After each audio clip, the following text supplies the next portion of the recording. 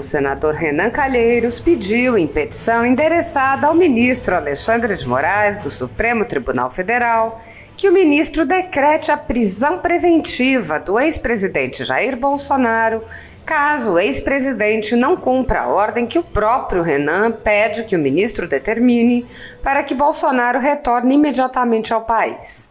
Renan Calheiros, sem explicar por que ele próprio deveria ter o poder de pedir a prisão de qualquer pessoa, pede ao ministro que inclua o ex-presidente nos inquéritos políticos que conduz no Supremo Tribunal Federal, nos quais o ministro investiga qualquer cidadão que o desagrade, embora a imensa maioria não detenha foro privilegiado, como é agora o caso do ex-presidente Jair Bolsonaro.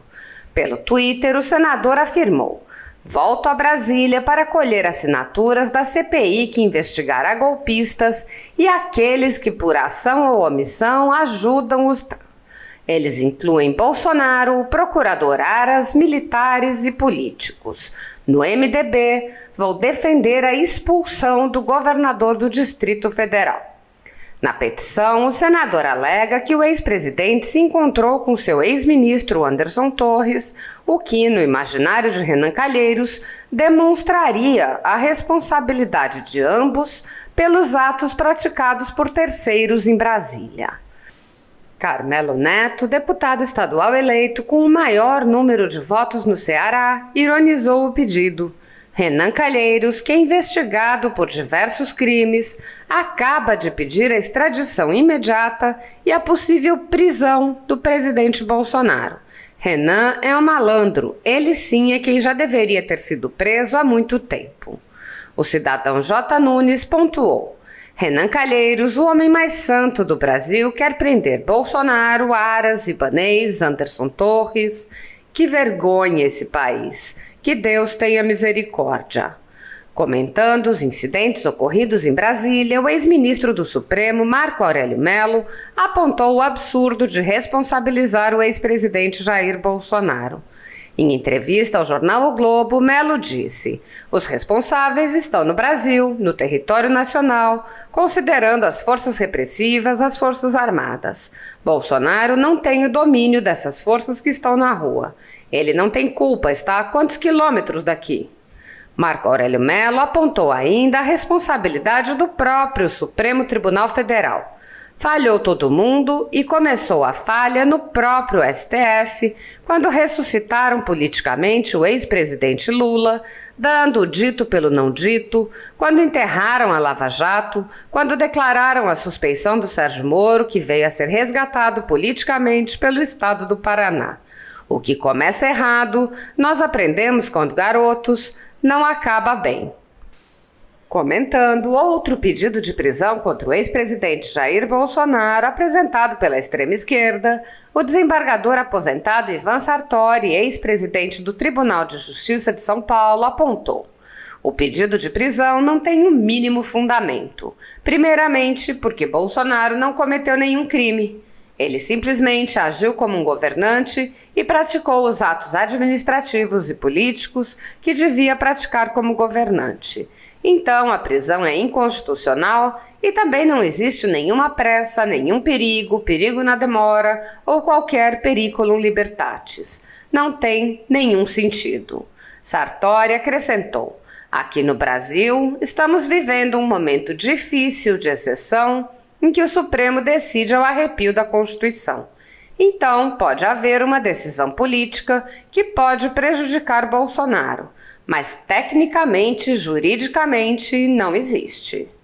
O senador Renan Calheiros afirmou que pretende ainda instalar uma CPI, repetindo a parceria que fez com Randolph Rodrigues na CPI da pandemia, onde o comando da CPI promoveu uma aberta perseguição a adversários políticos, humilhando cidadãos e promovendo quebras de sigilo sem qualquer fundamentação.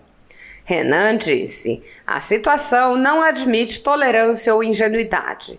Eu e o senador Randolph Rodrigues estamos propondo uma CPI para apurar as responsabilidades sobre o mais grave ataque contra a democracia brasileira, assim como foi no Capitólio. Eles não passarão." O investidor Leandro Russell, conselheiro da Brasil Paralelo, avaliou: O vandalismo em Brasília é um verdadeiro presente para Lula e seu aparato de repressão, que crescerá exponencialmente a partir de agora. A resistência pacífica e ordeira é o caminho para quem não concorda com o rumo trágico que o país tomou. A advogada Fabiana Barroso alfinetou. Quer dizer que você aí, deputado, estava quietinho, com medo e receio de fazer o trabalho para que foi eleito. Repentinamente fica corajoso e começa a criticar o povo, sem apontar que existe um pessoal de bem que sempre foi pacífico e estão colocando todos no mesmo balaio. Coronel Telhada advertiu: não podemos e não iremos aceitar que, pelos erros de poucos, toda uma luta pelo país seja em vão. O combate à corrupção e o direito à liberdade são inegociáveis e tudo isso é apenas o retrato do que a esquerda que destruiu o Brasil vem plantando em nosso país. Continuo do lado do povo patriota que se manifesta de forma ordeira e pacífica. O deputado estadual eleito Capitão Telhada asseverou: punir responsáveis por vandalismo, sim. Agora, tratar milhões de patriotas como bandidos e ameaçar e cercear a liberdade, criminalizar genericamente e impor restrições é arbitrário e covarde. Nossa bandeira jamais será vermelha. Que fique claro que o responsável por acionar o gatilho desse detonador em Brasília foi o ministro Flávio Dino, com suas falácias e ameaças de perseguição aos conservadores do Brasil. A deputada federal Bia Kicis pronunciou-se: quando a lei é ignorada, instaura-se a barbárie. Como fiel defensora da democracia e da liberdade, nas minhas dezenas de anos de vida pública, começo repudiando os atos de vandalismo e depredação do patrimônio público e os ataques a policiais ocorridos nesse último domingo, dia 8 de janeiro de 2023. Não pregamos a violência e eu tenho sido uma voz recorrente na defesa das leis, dos direitos humanos e das garantias fundamentais. Ocorre que há anos estamos vivendo sob os desmandos de inquéritos ilegais e inconstitucionais, sob o arbítrio de autoridades que não respeitam as leis e a Constituição Federal, e recentemente o povo brasileiro foi submetido à soltura de um ex-presidente condenado, agora descondenado, e a uma série de manobras para que ele pudesse concorrer ao cargo de presidente da República até que finalmente subisse a rampa. A falta de autoridade moral do referido mandatário gerou um sentimento de inconformismo em pelo menos metade da população, o que foi agravado pelo discurso revanchista que leva a crer que o atual governo não deseja pacificação.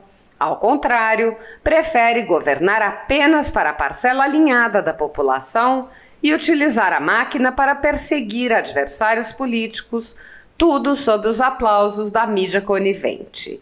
Ao mesmo tempo, a escalada de violência contra críticos da volta de Lula ao cenário político e dos inquéritos ilegais do STF, a censura a jornalistas, políticos, pessoas do povo em geral, pelo simples fato de apoiarem o ex-presidente Bolsonaro, aumentaram a sensação de revolta em boa parte da sociedade.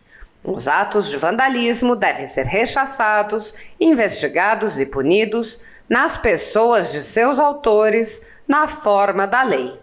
A narrativa dominante, contudo, tem sido a de se responsabilizar e punir não só o ex-presidente Bolsonaro, seus apoiadores, bem como todas as pessoas que estavam se manifestando na tarde de domingo, 8 de janeiro, ainda que pacificamente, ao arrepio das regras e garantias de direito penal. Até mesmo o governador do Distrito Federal, recém-reeleito em primeiro turno, foi afastado por despacho do ministro que conduz os inquéritos ilegais em desconformidade às regras de competência previstas na Constituição Federal. O governador do Distrito Federal só pode ser julgado nos crimes comuns pelo Superior Tribunal de Justiça e nos crimes de responsabilidade pela Câmara Legislativa do Distrito Federal. Ainda segundo a narrativa criada, os atos desastrosos e criminosos legitimariam os abusos e perseguições impostas aos adversários políticos do atual governo, como os inquéritos das fake news, dos atos antidemocráticos, das milícias digitais, os atos de censura, bloqueio de redes e de contas bancárias, quebras de sigilo bancário e telemático, cancelamento de passaportes, prisões sem prazo, dentre outros. Discordo com a mesma veemência com que repudio os atos de vandalismo. Registro ainda que os mesmos que clamam pela punição exemplar dos criminosos antidemocráticos defenderam atos semelhantes em 2013 e 2017, quando a violência partiu da esquerda. O atual ministro da Justiça, Flávio Dino, festejou tais atos, dizendo que hoje a voz do povo se fará ouvir, e não deu um pio quanto aos atos de vandalismo então ocorridos. Como bem lembrou o jornalista Cláudio Humberto em sua coluna, filas de deputados do PSOL e do PT se formaram para soltar vândalos presos ao argumento de que as manifestações eram atos democráticos.